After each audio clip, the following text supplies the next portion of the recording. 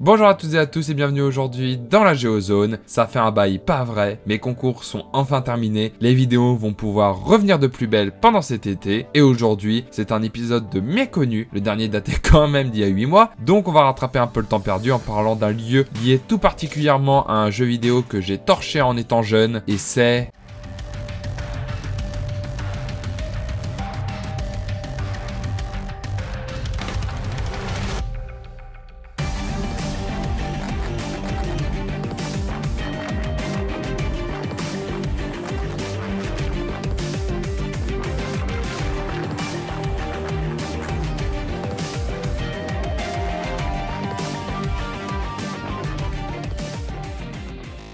Et là, les plus perspicaces d'entre vous ont compris que c'était Call of Duty Black Ops 2, et donc on va parler de l'île de Socotra, représentée dans le jeu par la carte Yémen. Et oui, j'en suis sûr que 90% des gens qui ont joué au jeu ne s'en sont jamais rendus compte, mais quand vous voyez le nom de la carte, juste en dessous il y a écrit île de Socotra, Yémen. L'île de Socotra fait partie de l'archipel du même nom, avec d'autres îles comme Abd al-Khouri, Darsa ou Sabha, mais on peut relativement passer outre parce que voilà, c'est petit Osef. Nous, ce qui nous intéresse, c'est l'île de Socotra.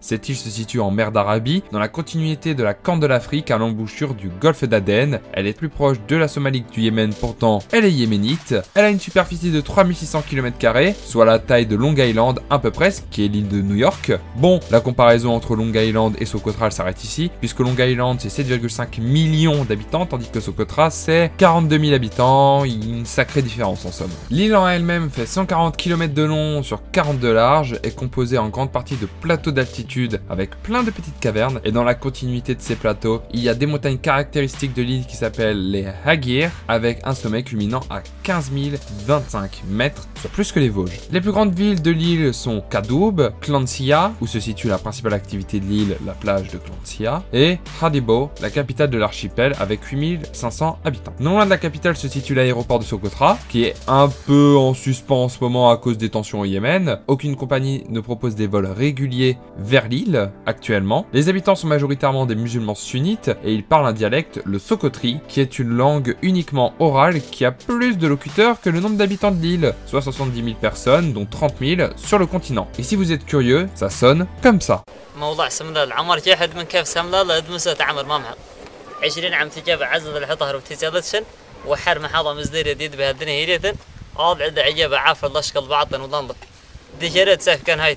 'حرز يلا متزع حيرس لقزم البنتها كل سحنا كان العرس عمر صلع شتكتين احتبلنا وشوي دمجزي رالع الشنع دمام حاضر باش دمع طيري بوتش. La particularité de cette île, c'est qu'elle est intégralement inscrite au patrimoine mondial de l'UNESCO et qu'elle est considérée comme une réserve de biosphère, ce qui veut dire qu'elle est à la fois protégée et à la fois considérée comme une île alliant défense de la biodiversité et développement durable, ce qui est plutôt cool, tourisme vert, tout ça. Et ça s'explique tout simplement parce que l'île se situe à 250 km des côtes africaines, donc le nombre d'espèces endémiques sur l'île est impressionnant, endémiques signifiant qu'on les trouve uniquement à Socotra. Par exemple, selon le site de l'UNESCO, l'île compte 825 espèces de plantes différentes, pas la peine que je vous dise des noms à part pour faire genre que je parle bien latin, 300 espèces de crustacés, 90% des espèces de reptiles de l'île sont endémiques, ainsi que 95% des espèces d'escargots. Et à ce moment-là de la vidéo, vous devez vous dire « Oh génial, un îlot de verdure au milieu de l'océan Indien, ça quel plaisir! Je devais y aller en vacances au lieu de partir dans la Creuse. » Alors déjà, c'est plutôt un caillou au milieu de la mer qu'un îlot de verdure, il suffit de regarder sur Google Earth.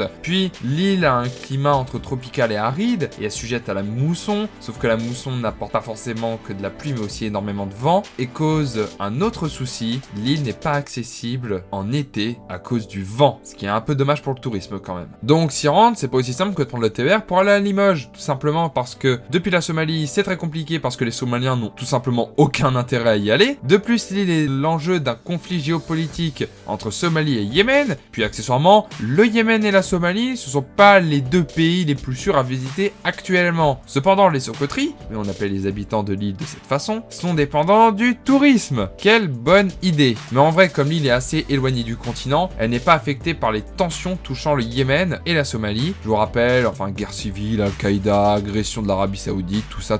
En tout cas, si jamais vous voulez aller plus loin et continuer vos recherches, il y a une femme passionnée de Socotra qui tient un blog sur l'île qui s'appelle Socotra, l'île de l'océan Indien, où elle a posté énormément de photos et d'articles articles sur l'île, donc foncez, regardez son travail si vous avez un peu de temps, tout est en description. Il est temps pour moi de conclure cette vidéo, j'espère qu'elle vous aura plu, n'hésitez pas à vous rendre sur Utip pour regarder une petite publicité pour financer la chaîne gratuitement, ça aide énormément. Vous pouvez également aimer, commenter et partager cette vidéo à vos amis si vous l'avez appréciée. Moi, je vous retrouve très bientôt dans la Géozone. Ciao!